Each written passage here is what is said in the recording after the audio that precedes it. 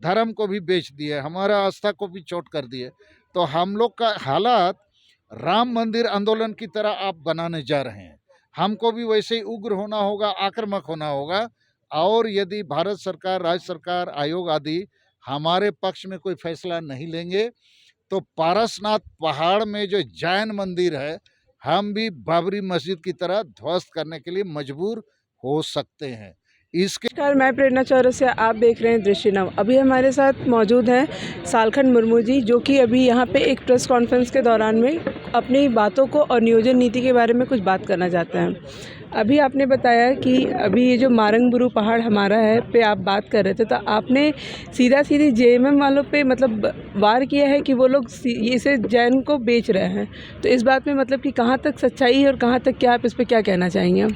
देखिए, झारखंड के गिरिडीह में जो पारसनाथ पहाड़ है, बबेला तब शुरू हुआ जब झारखंड के माननीय मुख्यमंत्री हेमंत सोरेन ने 5 जनवरी 2023 को पत्र लिखकर भारत सरकार को भेज दिया कि पारसनाथ पहाड़ जो है वो जैन धर्म वालों का है। तो ऐसे लिखने से हम आदिवासियों का जो ईश्वर है, पारसनाथ पहाड़ को हम लोग मारंगबुरु बोलते हैं, अर्थात ईश्वर है, तो हमारा ईश्वर को बेचने का काम हो गया, हमारे धर्म को लात मारने का काम हो गया, हमारी धार्मिक आस्था और विश्वास पर चोट करने का काम हो गया। उसके बाद से विरोध शुरू हो गया है और आदिवासी संगठन अभियान की तरफ से हम लोगों ने मारंगबुरु बचाओ भारत यात्रा चलाया हुआ है। 17 जनवरी से 5 राज्य के 50 जिलों पर हम लोग जा रहे हैं, लोगों को जगा रहे हैं। इस मामले पर अभी हम लोगों ने फैसला ये ले लिया है कि मारंगबुरु को यदि आदिवासी को वापस नहीं दिया जाएगा, 2023 साल में सरना धर्म कोड को लागू नहीं किया जाएगा, तो 11 फरवरी को हम लोग पहली बार झारखंड, बंगाल, बिहार, उड़ीसा, असम में एक दिन का रेल रोड चक्का जाम करेंगे। इसके बाद भी भारत सरकार, राज्य सरकार और राष्ट्रीय अल्पसंख्यक आयोग कोई सकारात्मक फैसला नहीं लेगी तो 11 अप्रैल से हम लोग अनिश्चितकालीन रेल रोड चक्का जाम करेंगे। और 30 जून संताल विद्रोह अंग्रेजों के खिलाफ हुआ था, वीर शहीद सिद्धू मुर्मू के नेतृत्व में, उस दिन हम लोग मोरहाबादी मैदान रांची में हो सकता है, बहुत लाखों की संख्या में एक जनसभा करेंगे।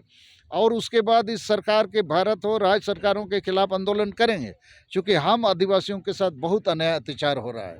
और इस मारंगबुरु पारसनाथ पहाड़ के ऊपर में हमारा दूसरा स्टेटमेंट ये है कि आपने संविधान के अनुच्छेद 25 के तहत हिंदू, मुसलमान, ईसाई आदि को मान्यता दे दिया। 2011 की जनगणना में हम सरना वालों ने 50 लाख लोग लिखा है, जैन वाले 44 लाख लिखा है, उनको भी आप मान्यता दे दिए। और अभी हमारे ईश्वर को भी जैन को दे दिए, धर्म को भी बेच दिए, हमारा आस्था को भी चोट कर दिए। तो हम लोग का हालात राम मंदिर आंदोलन की तरह आप बनाने जा रहे हैं। हमको भी वैसे ही उग्र होना होगा, आक्रामक होना होगा।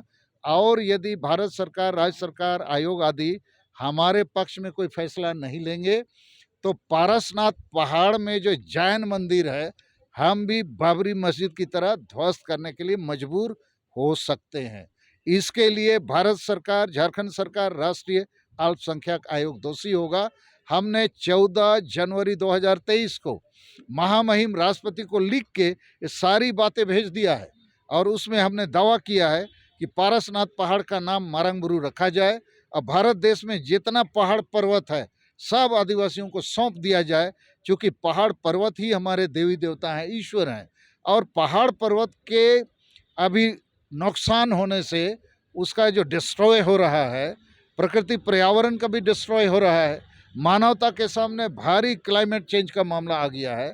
तो आदिवासियों को पहाड़ पर्वत दिया जाए, पारसनाथ भी दिया जाए, मारंगबुरु दिया जाए, अन्यथा पूरी मानवता के साथ भी अन्याय अत्याचार होगा। ये जो नियोजन के बारे में हमको ये कहना है, झारखंड बने 22 साल हो गया, सब पार्टी को मौका मिला, किसी ने भी संविधान सम्मत स्थानीय नीति, आरक्षण नीति, नियोजन नीति नहीं बनाया। अभी आज के खबर कागज में आया है, दीपक प्रकाश जी जो बीजेपी के प्रदेश अध्यक्ष हैं, माननीय सांसद भी हैं, उन्होंने लिखा है कि जेएमएम पार्टी को अविलंब नया नियोजन नीति लाना चाहिए।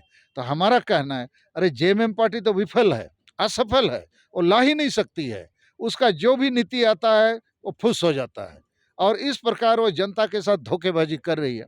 तो बीजेपी एक बड़ी पार्टी है, उसको एक सही नियोजन नीति का प्रारूप लाना चाहिए, सरकार पर दबाव बनाना चाहिए। तो हमको लगता है ये लोग कोई भी पार्टी बीजेपी, कांग्रेस, जेएमएम आदि यहाँ के लोगों को नियोजन मिले इसके लिए ईमानदार नहीं है। तो हम लोग आदिवासी संगठन अभियान की तरफ से एक प्रारूप प्रखंडवार नियोजन नीति का प्रारूप सामने लाए हैं। उसमें ये है कि झारखंड सरकार के पास जितनी भी सरकारी गैर सरकारी नौकरियां हैं उसका 90% भाग ग्रामीण क्षेत्रों को आवंटित किया जाए, अर्थात ग्राम पंचायत क्षेत्रों को, और उस आवंटित नौकरियों को प्रखंड वाइज कोटा बना दिया जाए और उस प्रखंड के कोटे को उसी प्रखंड के आवेदकों से भरा जाए और उस प्रखंड में जो जाति का आबादी का अनुपात है, एसटी, एससी, ओबीसी आदि, उस अनुपात से उसको बांट दीजिए। तो ये 2-3 महीनों में ये जो लंबित पड़ा हुआ मामला है ये समाधान निकल जाएगा। लोगों के मन में खासकर ये जो शिक्षित बेरोजगार नौजवान है उसके साथ वाकई बहुत अन्याय, अत्याचार, शोषण हुआ है, तो इसका समाधान निकलेगा। हम उम्मीद करेंगे सभी पॉलिटिकल पार्टी, सभी बुद्धिजीवी नौजवान इस पर विचार करेंगे। अंतिम बात, आदिवासी समाज बार बार पॉलिटिकल पार्टीज और प्रोमिनेंट पॉलिटिकल लीडर्स के द्वारा हमारे साथ नाइंसाफी, दगाबाजी, धोखेबाजी की जा रही है। आदिवासी समाज से कोई पार्टी, कोई नेता बड़ा नहीं है, लेकिन चुनाव आते हैं, कोई ना कोई पार्टी चुनाव जीतता है, सरकार बनाती है, लेकिन आदिवासी एजेंडा पर कुछ करती नहीं है। आदिवासी नेता भी चाहे बीजेपी में हो, कांग्रेस में हो, जेएमएम में हो, वो भी हमारे साथ धोखेबाजी कर रहे हैं और इसी का नतीजा है आज इतनी पार्टियां हैं, इतने नेता हैं, लेकिन मारंग बुरु बचाव का बात कोई नहीं करता है। सरना धर्म कोड लागू करो, कोई नहीं बोलता है। सीएनटी एसपीटी कानून लागू करो, कोई नहीं बोलता है। विकास के नाम पर नाहक विस्थापन पलायन बंद करो, कोई नहीं बोलता है। पेशा कानून, 5वीं अनुसूची, कोई नहीं बोलता है। नियोजन की बात कोई नहीं करता है। तो हम लोग आदिवासी संगठन अभियान और आज हमारे बीच में आदिवासी छात्र संघ के भी केंद्रीय अध्यक्ष हैं सुशील उरांव जी, और भी बाकी संगठनों के साथ मिलकर हम लोग, जैसे अंग्रेजों के खिलाफ आदिवासी विद्रोह हुआ था, फिर एक बार आदिवासियों को झारखंड में, भारत में विद्रोह करना पड़ेगा। नहीं तो संविधान में दिए गए कानून और अधिकार भी हम लोग को नहीं मिल रहे हैं। धर्म का अधिकार तो मौलिक अधिकार है अनुच्छेद 25 के तहत, भाषाओं का अधिकार भी मौलिक अधिकार है अनुच्छेद 29 के तहत, जीने का अधिकार वो भी मौलिक अधिकार है अनुच्छेद 21 के तहत, right to life with dignity. तो यहाँ तो आदिवासी मारा जा रहा है, यहाँ संविधान कानून लागू ही नहीं हो रहा है। रांची शहर में आदिवासियों का ही जमीन था, सीएनटी कानून लागू है, सब जमीन लूट के बाकी लोग ले लिया है। इसका मतलब क्या है? यहाँ ना लेजिस्लेचर, ना जुडिशियरी, ना एग्जीक्यूटिव। हाँ, आप मीडिया वालों को कुछ करना चाहिए। तो कुल मिला के हम आदिवासियों के साथ बहुत नाइंसाफ़ी हो रहा है। हम लोग इसके खिलाफ लड़ेंगे और हमको उम्मीद है महामहिम राष्ट्रपति द्रौपदी मुर्मू जी से, माननीय प्रधानमंत्री नरेंद्र मोदी जी से। हम लोगों ने नारा दिया है कि बीजेपी सरना धर्म कोड दो, आदिवासी का वोट लो।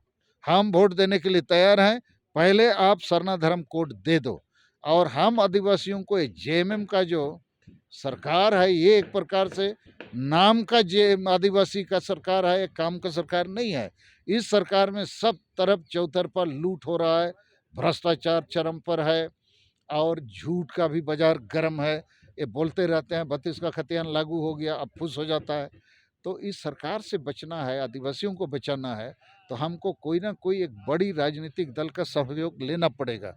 और जब नरेंद्र मोदी साहब ने द्रौपदी मुर्मू जी को राष्ट्रपति बनाया है, तो हम उम्मीद रख सकते हैं कि 75 वर्षों के बाद ऐसा हुआ है, तो हम आदिवासी एजेंडा लेकर बीजेपी पर बार बार दबाव बनाएंगे और बीजेपी को मजबूर करेंगे कि झारखंड में यदि आपको सरकार बनानी है तो आदिवासी एजेंडा पर बात कीजिए, आदिवासी एजेंडा पर काम कीजिए। और हम तो चाहेंगे बाबूलाल मरांडी अच्छे नेता हैं, वो अगले मुख्यमंत्री बने, हम लोग साथ देंगे, लेकिन उनको आदिवासी एजेंडा पर बोलना है, काम करना है। अन्यथा फिर क्या होगा? ये लूट झूठ और भ्रष्टाचार का बाजार गर्म करने के बावजूद गुरुजी शिबू सोरेन और हेमंत सोरेन फिर आदिवासी जनता को गुमराह करके हानिया, दारू, चखना, रुपया पैसा में वोट ले लेंगे और उनका फिर से सरकार बन जाएगा। तो आदिवासियों के लिए तो मरना ही मरना। कुर्मी महतो आदिवासी बन जाएगा तो हम जो असली आदिवासी हैं हम तो फांसी के फंदे में लटक जाएंगे। और कुर्मी को आदिवासी बनाने का षड्यंत्र भी जेएमएम का है और कांग्रेस का है। तो हम लोग जेएमएम और कांग्रेस के खिलाफ हैं और हम लोग आदिवासियों को एकजुट करके एक बड़ा आंदोलन जल्द ही खड़ा करेंगे, अन्यथा आदिवासी यहाँ बर्बाद हो जाएंगे। सत्ता में आने से पहले हेमंत सरकार ने कहा था कि उनकी पहली प्राथमिकता शिक्षा और स्वास्थ्य रहेगी, लेकिन अभी उनके ही राज्य में युवकों को कोई रोजगार नहीं मिल रहा है और उन्होंने इसी बीच 1932 खतियान के बारे में कह दिया। तो आप क्या कहते हैं, युवाओं को गुमराह करने के लिए उन्होंने 1932 खतियान की बात हमेशा वो करते रहते हैं? देखिए, हेमंत सोरेन और गुरुजी शिबू सोरेन, इन लोग लूट झूठ और भ्रष्टाचार का बाजार गर्म किया है। 3 वर्षों में इन लोगों ने रिकॉर्ड बना दिया है और ये झूठ के अलावे और कुछ नहीं है। 32 का खतियान एक छलावा साबित हुआ, झुनझुना साबित हुआ, ये कभी लागू नहीं होना है। अब पहले झारखंड हाईकोर्ट ने रिजेक्ट किया था 27 नवंबर 2002 को। बाद में हेमंत सोरेन खुद विधानसभा में 2022 के बजट सत्र में खुद कहा ये हम लागू नहीं कर सकते हैं। अभी जब कुर्सी डोलने लगा, चुनाव आने लगा, तो फिर 32 का खतियान झुनझुना लेके घूमो। तो ये लोग बिल्कुल आदिवासी के साथ बहुत धोखा कर रहे हैं और इसलिए इन पर और भरोसा करना अपने आप को धोखा देने के बराबर है। तो जनता को भी अब मालूम हो गया ये लूट और झूठ और भ्रष्टाचार को गर्म करने वाली पार्टी है।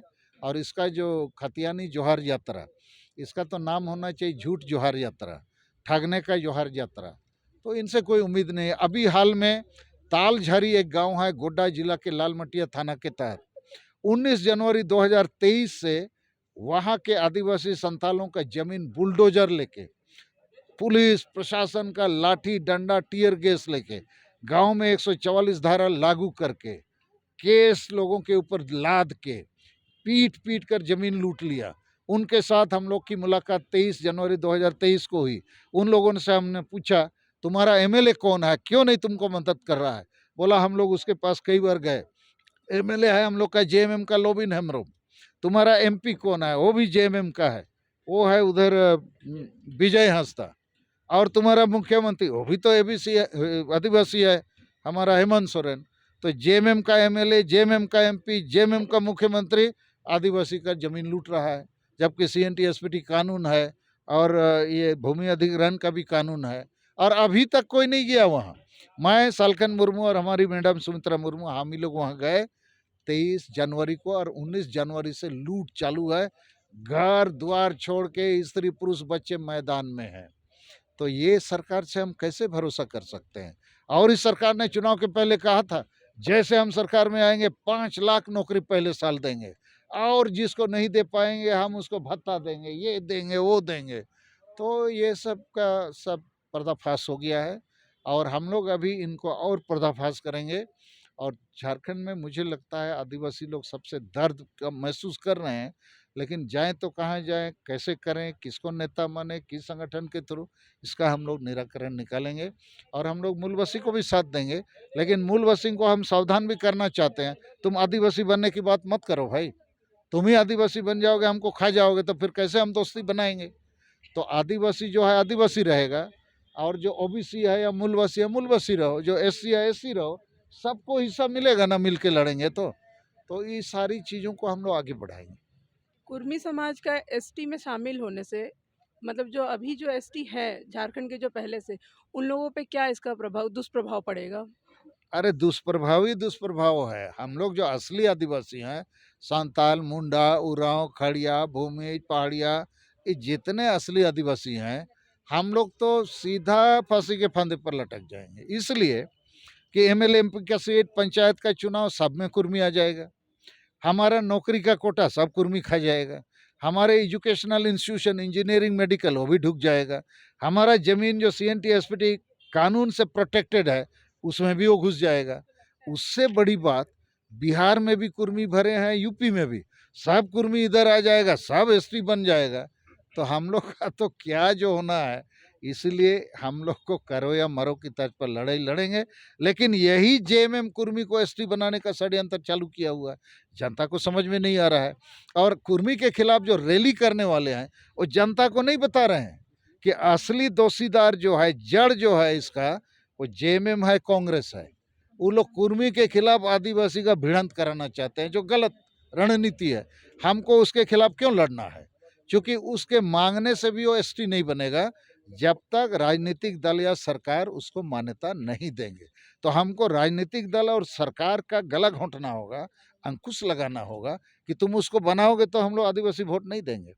तो ऐसा रणनीति अडॉप्ट करना चाहिए, लेकिन लोगों को भीड़, कोई मुद्दा आ गया तो उसे भीड़ जुटा के फिर अगले चुनाव के लिए चेहरा चमकाने का, टिकट लेने का, ये सब भी धंधा दुकान की तरह चल रहा है। लेकिन कुर्मी को हम लोग एसटी बनेगा तो आदिवासियों का वाकई में बहुत नुकसान होगा, बल्कि हम हमारा नेस्तनाबूत हो जाएंगे। पारसनाथ पहाड़ को लेकर के पीताम्बर दिगंबर जैन के समाज के जो लोग हैं वो कहते हैं कि वहाँ पे उनका धार्मिक स्थल बनना चाहिए। अरे कोई फिर हिंदू वाला बोलेगा हम मंदिर बनाएंगे, मुसलमान बोलेगा मस्जिद बनाएंगे, तो आदिवासी का कौन बात करेगा? तो इसीलिए हम लोग को यदि सरकारें मजबूर करेंगे तो वो जो बाबरी मस्जिद की तरह ढकेल के गिरा देंगे सब। जैसा कि आप मेरे साथ देख सकते हैं, अभी हमने पूर्व सांसद सालखन मुर्मू से बात की और उन्होंने बताया है कि उनकी जो भी मांगे हैं उस पर अगर सरकार कोई नहीं, हम बहुत पॉजिटिव कम रिएक्शन नहीं देती है तो ये लोग अभी 11 फरवरी को यहाँ पे पूरे पूर्वी भारत में रेल चक्का जाम करेंगे और उसके बाद भी अगर सरकार इनके हित में कोई फैसला नहीं लेती है तो उसके बाद ये लोग अप्रैल में भी इसी तरह से आंदोलन करेंगे। इसी तरह की खबरों के लिए आप बने रहे। मैं प्रेरणा चौरसिया, दृष्टि नाव, रांची।